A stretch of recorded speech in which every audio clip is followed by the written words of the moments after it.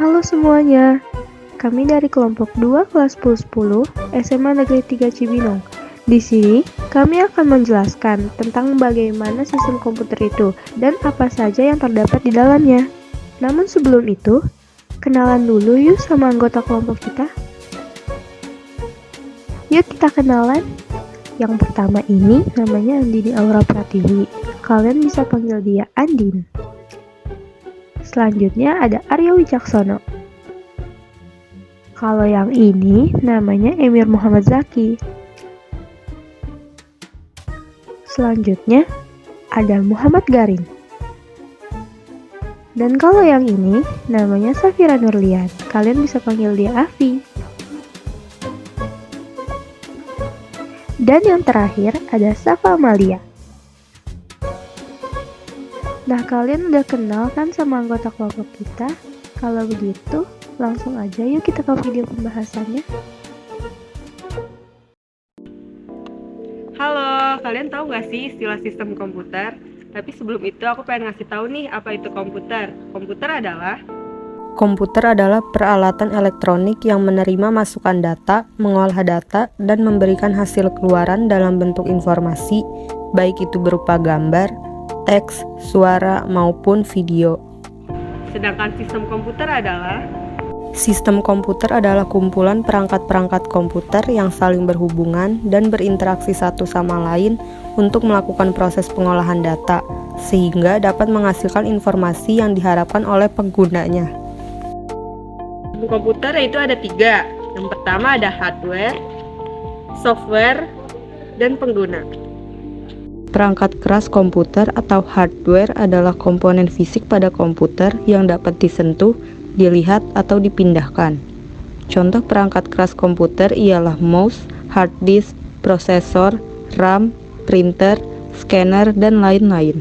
Perangkat lunak komputer atau software adalah kode-kode program yang dibuat menggunakan bahasa pemrograman. Fungsinya ialah untuk menjembatani pengguna dengan perangkat keras. Pengguna adalah orang yang menggunakan atau mengoperasikan komputer. Komputer yaitu dan juga dalam komponen komputer yang pertama ada monitor, digunakan untuk menampilkan hasil pengolahan data dalam format grafik. Yang kedua ada motherboard, komponen utama bagi komputer untuk menyediakan akses ke setiap komponen saat berhubungan satu sama lain.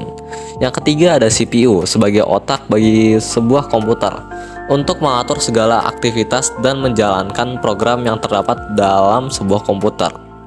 Yang keempat ada RAM, digunakan sebagai media penyimpanan. Kelima ada expansion RAM untuk papan rangkaian elektronik, circuit board. Yang keenam ada power supply untuk menyuplai daya atau tegangan pada komponen komputer. Yang ketujuh ada optical disk drive, memiliki fungsi yang sama dengan hard drive atau flash drive, yaitu sebagai media penyimpanan. Yang ke-8 ada hard disk untuk menyimpan data secara permanen. Yang ke-9 ada keyboard untuk memasukkan data berupa huruf, angka, atau simbol dan mengirimkannya ke CPU. Yang ke-10 ada mouse sebagai komponen input yang menerima input dari pengguna. Motherboard memiliki beberapa komponen, diantaranya CPU atau Central Processing Unit, RAM atau Random Access Memory, ROM, Read Only Memory, chipset, VGA card, baterai, sound card, dan bus. Komponen motherboard memiliki fungsinya masing-masing. Yang pertama CPU atau Central Processing Unit yang berfungsi menerima instruksi yang diberikan, mengolah instruksi, dan kemudian mengeksekusi instruksi tersebut. Selanjutnya ada RAM yang berfungsi menyimpan data serta berbagai proses agar bisa diakses dengan cepat oleh CPU atau komponen komputer lainnya. Yang ketiga ada ROM, berfungsi sebagai tempat disimpannya firmware BIOS dan pengaturannya. Kemudian chipset berfungsi sebagai penghubung komunikasi antara komponen komputer dengan CPU. Yang kelima ada VGA card, memiliki fungsi utama yaitu mengubah sinyal digital yang dihasilkan oleh komputer menjadi tampilan grafik melalui monitor. Lalu baterai CMOS, berfungsi memberikan daya bagi chip BIOS. Ketujuh, sound card, memungkinkan komputer mengirim data audio ke perangkat audio seperti speaker, headphone, dan lain sebagainya. Dan yang terakhir ada bus, berfungsi sebagai jalur di mana data dapat mengalir dalam komputer. Juga banyak jenis-jenisnya loh, kayak mainframe komputer, microkomputer, laptop, mini PC, sama PC. Personal komputer merupakan sebuah komputer yang penggunaannya secara pribadi. Komputer jenis ini biasanya ada di rumah pribadi, toko, kantor, dan lainnya yang bersifat pribadi.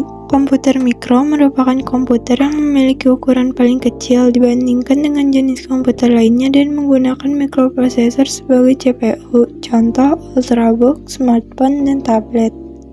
Mini PC komputer peralihan dari komputer personal ke komputer mini yang dipakai di industri.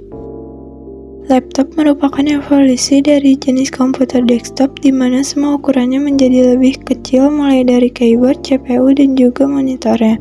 Menariknya lagi, laptop merangkum semuanya menjadi satu perangkat saja sehingga orang mudah membawanya. Mainframe komputer merupakan sebuah komputer besar yang orang gunakan untuk memproses data dan juga aplikasi dengan kapasitas luar biasa. Contohnya IBM System 360 dan IBM System 390. Interaksi manusia dan komputer adalah disiplin ilmu yang mempelajari hubungan antara manusia dan komputer yang meliputi perancangan, evaluasi, dan implementasi antarmuka pengguna komputer agar mudah digunakan oleh manusia. Ilmu ini berusaha mengembangkan cara yang paling efisien untuk merancang pesan elektronik. Manusia dan komputer ada 5. Yang pertama itu adalah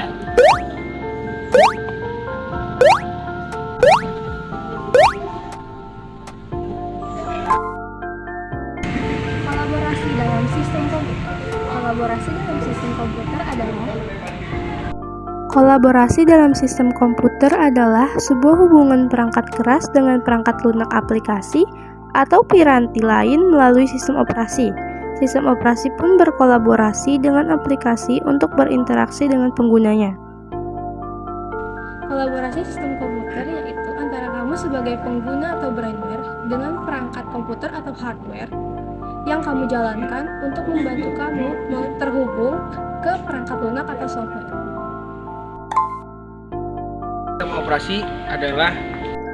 Sistem operasi atau operating system adalah perangkat lunak sistem yang mengelola perangkat keras komputer, sumber daya perangkat lunak, dan menyediakan layanan umum untuk program komputer. sistem operasi memiliki 10 fungsi.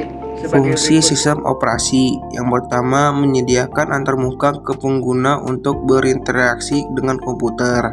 Yang kedua mengendalikan input dan output. Yang ketiga mengelola perangkat keras dan peripheral. Yang keempat mengelola pemuatan perangkat lunak dan menjalankan perangkat lunak. Yang kelima mengelola file, copy, save, sort, dan delete.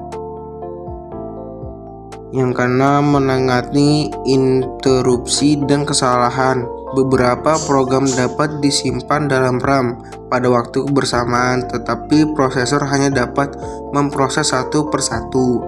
Yang ketujuh, mengelola prosesor. Sistem operasi juga mengelola CPU. Yang ke-8, mengelola memori. Sistem operasi bertanggung jawab untuk mentransfer program ke memori dan dari memori. Yang ke-9, mengelola keamanan. Sistem operasi bertanggung jawab atas pembuatan akun pengguna dan kata sandi serta penerapannya. Yang ke-10, menangani komunikasi dengan jaringan.